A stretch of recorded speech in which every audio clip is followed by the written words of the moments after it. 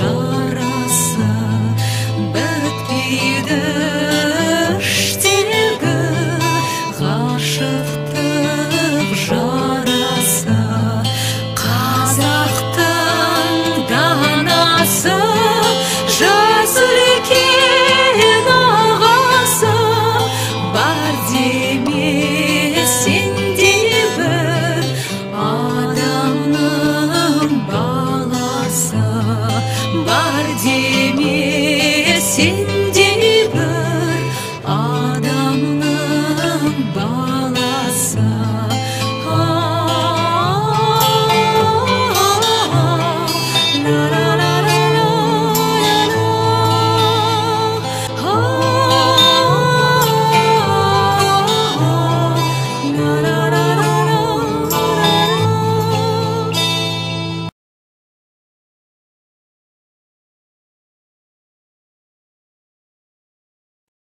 Биылғы жыл Хакім Абайдың 175 жылдығы.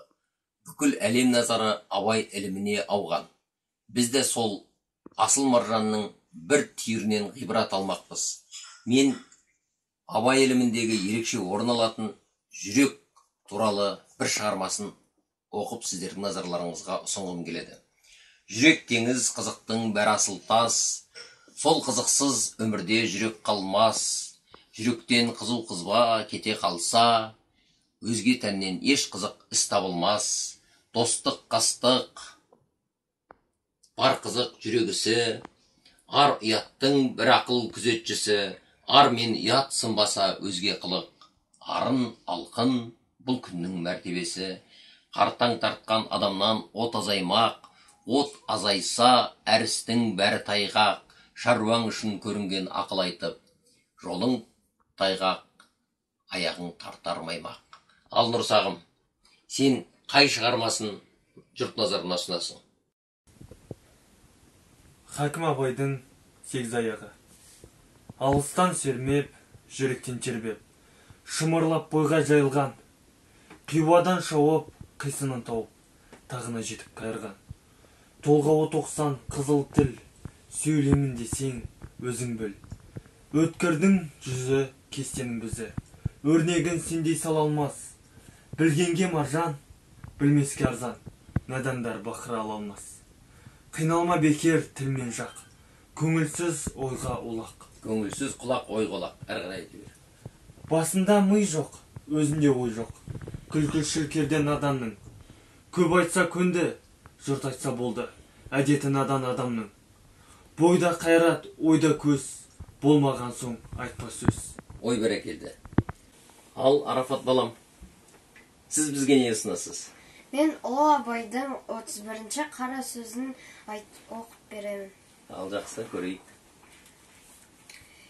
Естіген нәрсені ұмытпастыққа 4 түрлі себебі керек бар. Әуелі көкірегі байлаулы берік болмақ керек.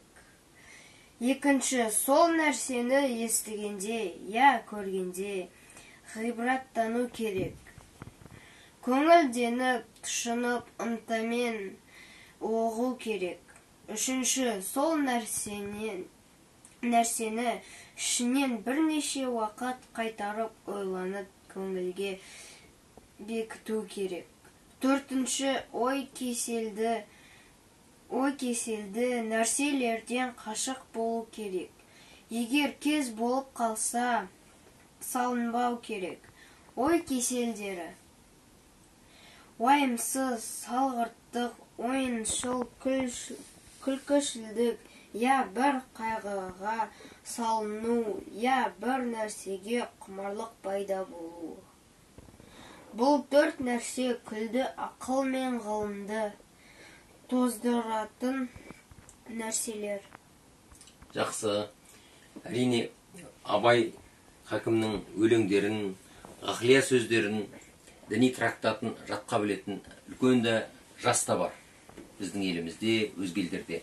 Біз бір шығармаларынан жүзінде оқып отырғанның өзінде мүдіріп жатқан жайымыз бар. Дегенмен, бұл бізге міндет жүктейді, тереңдету, кеңейту, осы аз оқығанымыздың өзінен ғибрат алу бізге мұрат болып қалмақ. Осыны еліміздің жақсы жайсаң азаматтарына ұсына отырып, біз отбасымыздан осы үрдісті жалғастыруды сұраймыз.